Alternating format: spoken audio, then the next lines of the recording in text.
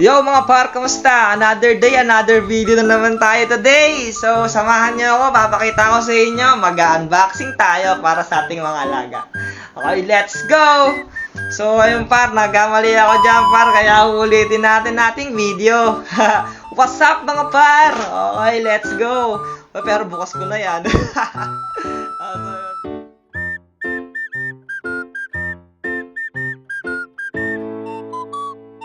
A few minutes later. Charan! Bukas na mga par. Yan na, yan nga po pala ang ating siphon. Yan. Ang siphon nga po pala ay panghigop sa mga maduduming kanade. Joke lang. Mga dumi ng ating mga isda. Yan mga par. Yan.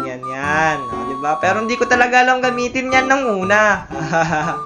So, ngayon, i-figure out natin kung paano natin mahihigop ang ating dumi. Papakita ko sa inyo mamaya.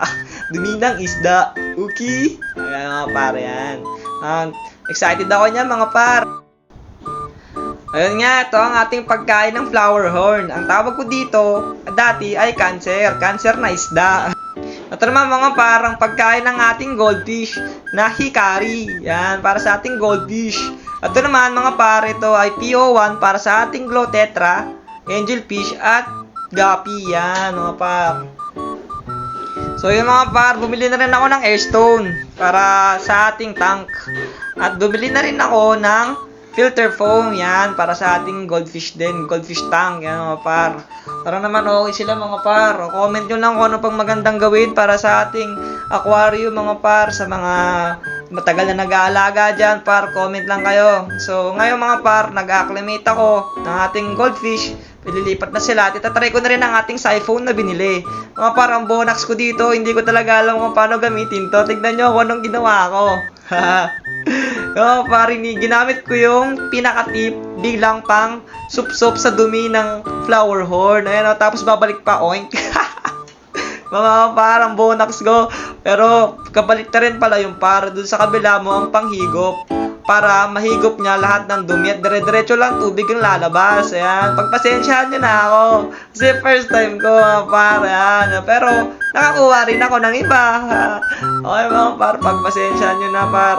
Ayan, medyo nag-iisip-isip pa ako sa panahon na to kung paano talaga gamitin ito. Pasensya na mga par. Hindi ko talaga alam eh. First time tayo eh. Makikita nyo sa mukha ko kung ano yung tsura ko. Okay?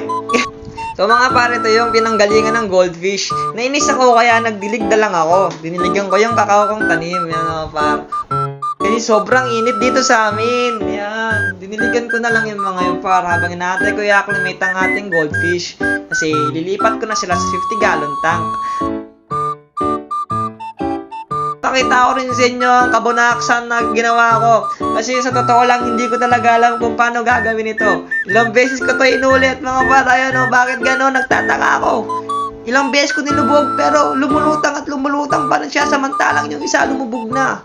Ito yung talagang may tubig na talaga. So na pagtanungan ko, kailangan mo palang pigayin yung mga par. So sa mga beginner dyan mga par, pigayin nyo muna yung filter foam nyo para lumubog, para hayaan nyo makakasip-sip ng tubig para mag-stack siya dun sa tubig.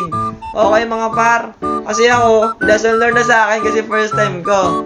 So mga par, sa ngayon, ibababa na natin ating goldfish, ipapalangoy natin sila mga par, yan. Isa, tapos yung pangalawang goldfish, yan. Diba? Ang ganda nila sa mata, oh. Kahit dadalawang piraso pa lang sila. Pero dadagdagan natin yung mga par para may friends sila mga par. Tayo naman, ang ganda nila sa mata. Nakakatuwa lang, nakakatanggal ng stress mga par. Kakayatin ko kayo na mag-alaga ng mga isda. Maganda rin, mag-alaga ng mga hayop. Nakakawala talaga sila ng stress mga par. So yun nga, tatry kong pakainin sila ng binili nating food. So yun nga par, ano yung pagkain nila, binubuksan ko na, ibibigay natin sa kanila. Sana magustuhan nyo mga kids. Yan, bigay tayo ng mga 2 hanggang 3 hanggang 5 pirasong pellet lang para hindi kayo ma-overfeed. Yan, tapos susunod ko naman dito, syempre, bibigyan ko rin yung flower horn. Bibigyan natin siya ng pagkain niya. Ang binili ko ata sa kanyang pagkain, yung hoki ko ata yun. Para sa flower horn din. Para iba-iba sila, syempre. Yan, binigyan ko siya dito ng mga 2 hanggang 3 piraso lang din. So, sa mga matagal dyan na nang nag-aalaga ng isda, tama lang ba yung ginagawa ko? Please guide me, senpai!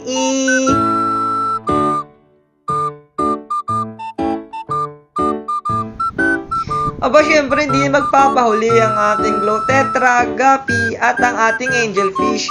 Sabi daw nila, bully daw ang Angelfish, kaya plano ko tanggalin sila dito at palitan na lang din sila ng Glow Tetra. Kasi inaaway nila yung mga isda, ang sad lang.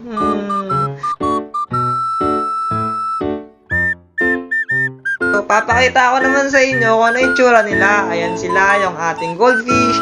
Tapos ito naman ang ating flower horn na si Hydrocephalus o cancer. Ang tawag ko talaga dito kasi laki talaga ng ulo niya mga par. At ang ito ating angelfish at Glow Tetra. At may Guppy din ako dyan par. Nakatago lang, nahihiya. Shy type daw.